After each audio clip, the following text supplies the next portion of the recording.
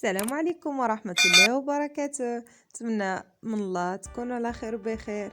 اليوم نقدم لكم قوارب البطاطس اللذيذة، كتجي زوينة بزاف، بطاطا معمرة. نتمنى منكم تفرجوا في الفيديو حتى الاخير وتجربوها وتخليوا لي الرأي ديالكم في التعاليق ان شاء الله.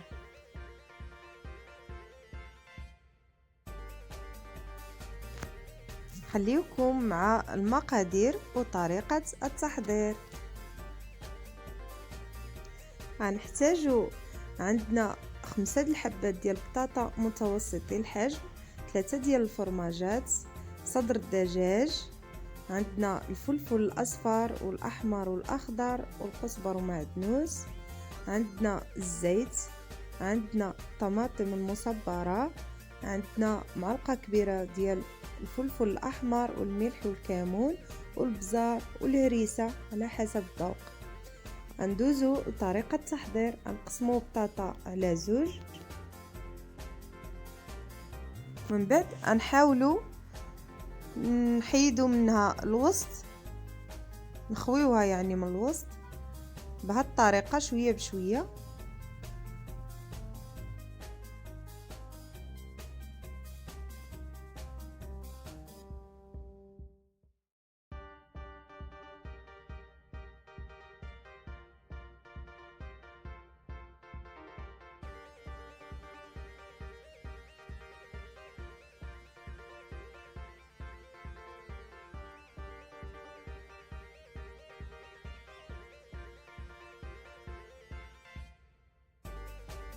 صافي غنستمروا بهذه الطريقه حتى نكملوا البطاطس ديالنا كامله. كيف ما كتلاحظوا الشكل ديالها كي كيجي، ها هو دا. من بعد ما كملنا البطاطا كامله غنديروها تسلق، وغادي نديرو معها نصف الكميه ديال داكشي اللي حيدنا من الوسط. غنسلقو غير النص ديالو ماشي كامل مع داك البطاطا.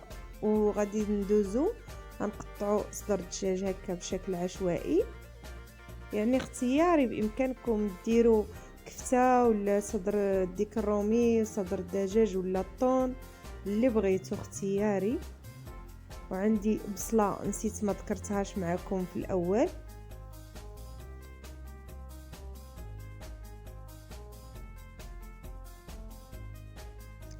غادي نشلض البصله قطع رقيقه،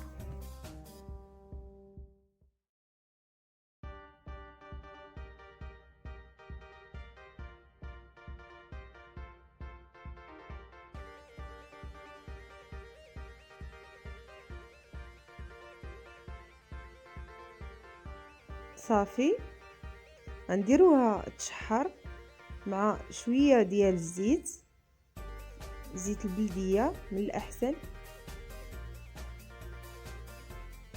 غنديروا تقريبا 3 ديال المعالق كبار ديال الزيت، نزيدوا عليهم البصله،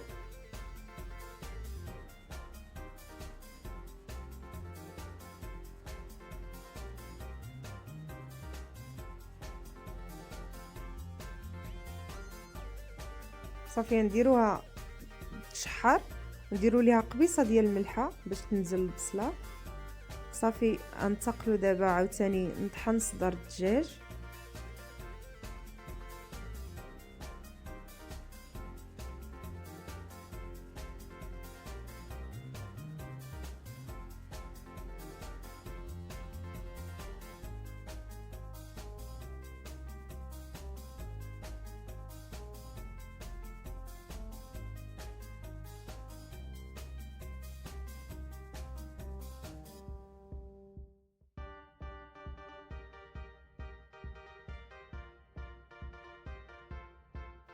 صافي ها هو دا الصدر ديالنا.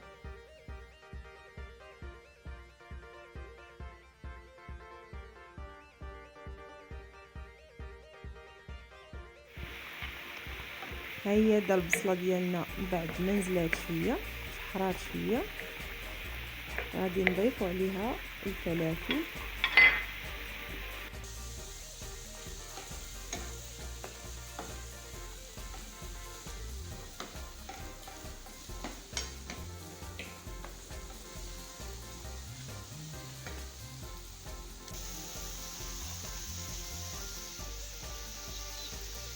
صافي نسوطيهم غير شويه، من بعد نزيدو عليهم صدر ديال الثوم، نحركو مزيان حتى يتقلاو.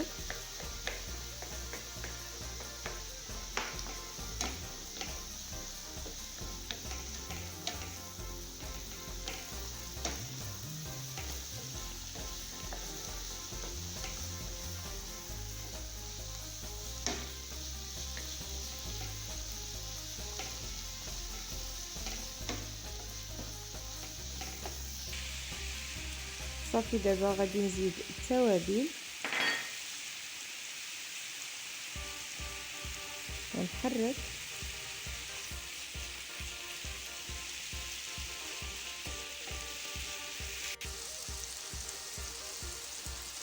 غادي نزيد الربيع ونص معلقه كبيره ديال الطماطم المصبره، مطشه ديال الحك. صافي هنا جبت نصف الكميه ديال البطاطا اللي حيدتهم لداخل كما قلت لكم في الاول. غادي نمعسها شويه مع 3 ديال الفرماجات.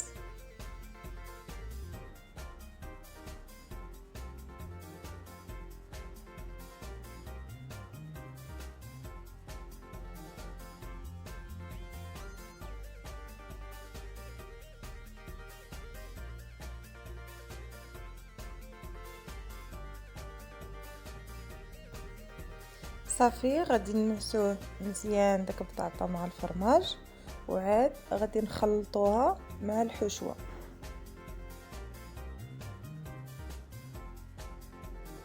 من الافضل نستعملوا الفورشيط.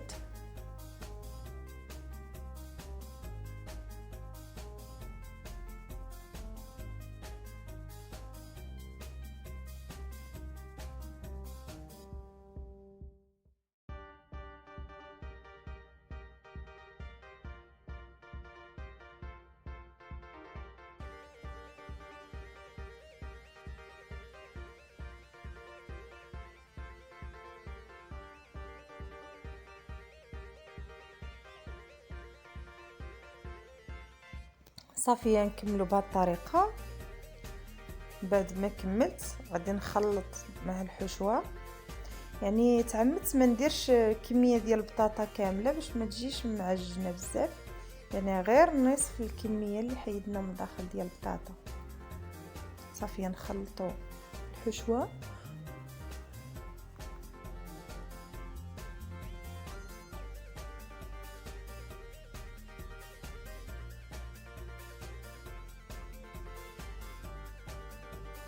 صافي. دابا غادي نحضروا، عندي هنا زيت البلديه الكميه اللي غادي تكفيكم.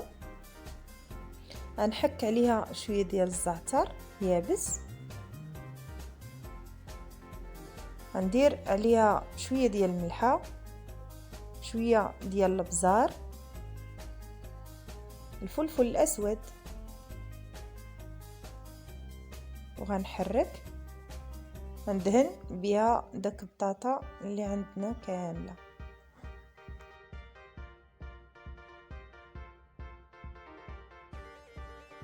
استعملوا المول اللي عندكم اللي متوفر اللي يكفيكم البطاطا كامله. صافي نبقاو ندهنوها من تحت ومن الداخل ديالها ونحطوها، نكملوا كل شيء بالدهن، ومن بعد عاد نبداو نعمروا. هنا اختيار لكم، بامكانكم تدخلوها للفران تحمر قبل ما تعمروها، بامكانكم ديروها هكا.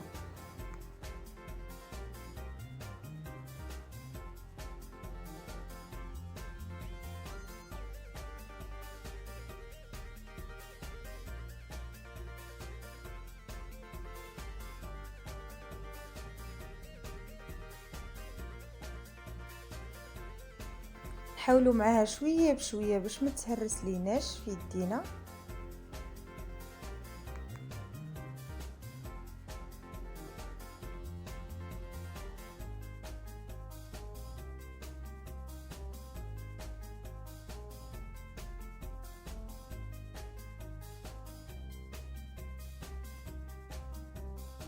صافي من بعد ما نكملوا كل شيء غادي ننتقل باش نعمر. بهذه الطريقه شويه بشويه وما نضغطوش بجهد باش ما تهرس ليناش.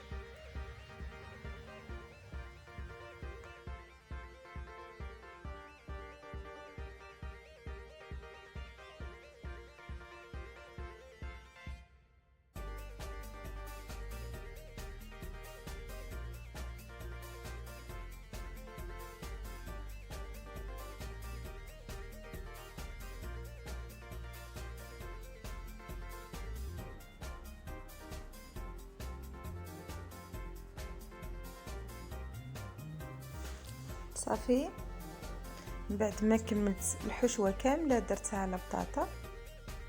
هنا اختياري، بامكانكم ديروا صوص بيشاميل ولا تحكوا غير الفرماج.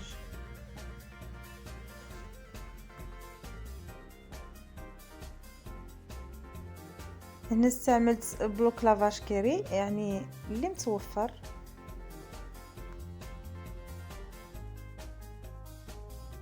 من بعد ما حكيتو غادي نديروه من فوق القوارب ديالنا، يعني حتى لا درتو بيشاميل كديروا من فوق الفرماج.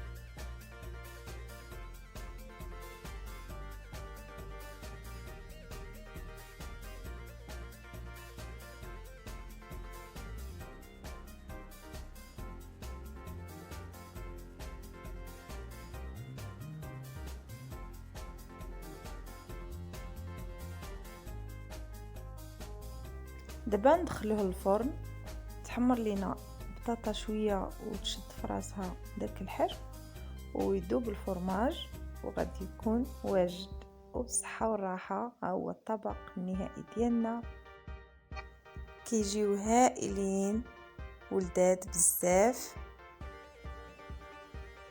نتمنى من الله يعجبكم الفيديو وتجربوا الوصفه وخليوا لي الراي ديالكم في التعاليق وديروا لي اشتراك في القناه وتفعيل الجرس وجيم باش دائما يوصلكم كل جديد. الى اللقاء، الى فيديو قادم ان شاء الله.